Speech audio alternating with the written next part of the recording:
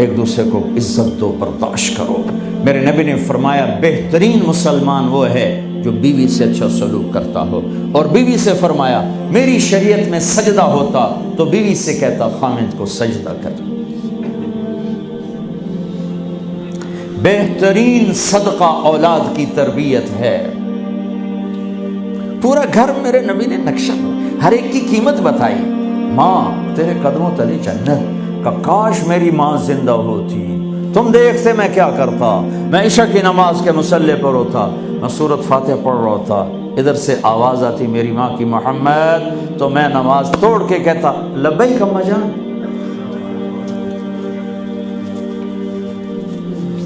باپ کا تیرے جنت کا دروازہ ہے، باپ تیری جنت کا دروازہ ہے، کھولنا توڑنا نہیں، کھولنا توڑنا نہیں،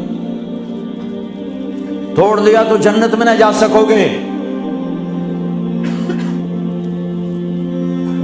سب سے بہترین مسلمان جو بیوی سے اچھا سلوک کرے، سب سے بہترین عورت جو اپنے خامند کی منشا کو دیکھے۔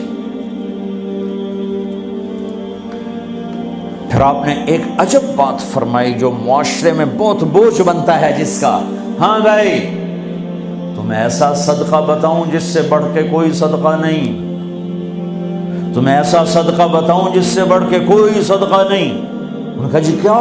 کہا الابنۃ المردودہ، جس کی بیٹی کو طلاق ہو گئی یا بیوہ ہو گئی اور گھر واپس آ گئی ماں باپ کے، یا ماں باپ نہیں ہے تو بھائی ہیں، وہ ایک بوجھ بنتی ہے ماں باپ پر بھی، اور بھائی تو ویسے ہی باغی ہو جاتے ہیں۔ میرے نبی نے فرمایا اس بچی پہ خرچ کرنا کائنات کا سب سے افضل صدقہ ہے۔ گھر، ایک گھر کیسے چلتا ہے؟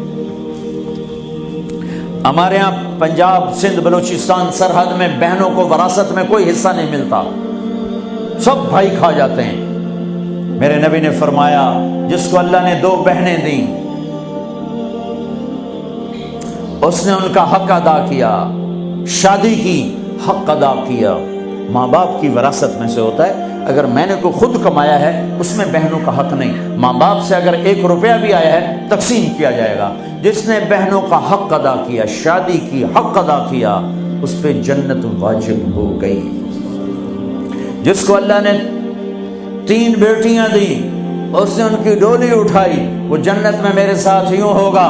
ایک بولے اگر 2 ہوں، کہ جس نے 2 بیٹیوں کی شادی کی وہ بھی ایسے ہوگا۔ اللہ بھلا کرے۔ ایک صحابی کا کہ جس کی 1 ہو، کہ جس کی 1 ہے، اگر اس نے اس کو عزت سے رخصت کیا تو وہ بھی میرے ساتھ ایسے ہی ہوگا۔ پھر کئی بچیوں کو طلاق پڑی ہے کہ اس کو بیٹا نہیں ہوتا۔ یہاں آنے سے پہلے کا واقعہ، پنڈی سے بچی رو رو برا حال اس کا، میں تو فون سنتا ہی نہیں ہوں ایسے کہ میرا تو کلیجہ پھٹ گیا ہے۔ ہے کہنے لگی کہ سسرال نے کہا تھا بیٹی ہوئی تو طلاق دے دیں۔ میں نے کہا اس میں میرا کیا قصور ہے، اور بیٹی ہی ہوئی اور مجھے طلاق پڑ گئی، اور میں گھر آ گئی 22 سال کی عمر میں۔ بیٹی دینے والا اللہ اور ظلم کرنے والا سسرال۔ میرے نبی کو اللہ نے بیٹے دے کے اٹھا لیے، قاسم اٹھا لیے، عبداللہ اٹھا لیے، ابراہیم اٹھا لیے، 4 بیٹیاں دی، 3 زندگی میں اٹھا لی، زینب، ام کلثوم، رقیہ، تینوں آنکھوں کے سامنے چلی گئیں۔ فاطمہ سے نسل چلی، آپ نے فرمایا لوگوں کی نسل بیٹے سے چلتی ہے، میری نسل میری بیٹی فاطمہ سے چلی۔ اس لعنت کو دھویا۔ عورت کا کیا قصور ہے اگر اس بیچاری کو بچیاں ہو رہی؟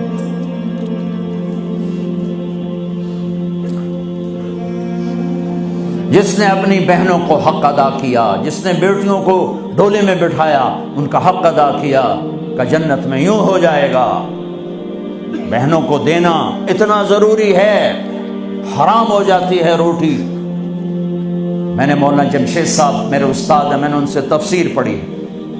میں ایک دن شہد کی بوتل لے کر گیا، پرانی بات ہے 76-77۔ میں نے کہا حضرت یہ ہدیہ ہے۔ فرمایا کہاں سے لائے ہو؟ میں نے کہا جی میرے اپنے باپ ہے۔ فرمایا تیرے باپ نے اپنی بہنوں کو، تیرے باپ نے اپنی بہن یعنی میری پھوپھیوں کو، تیرے باپ نے اپنی بہنوں کو زمین میں سے حصہ دیا تھا؟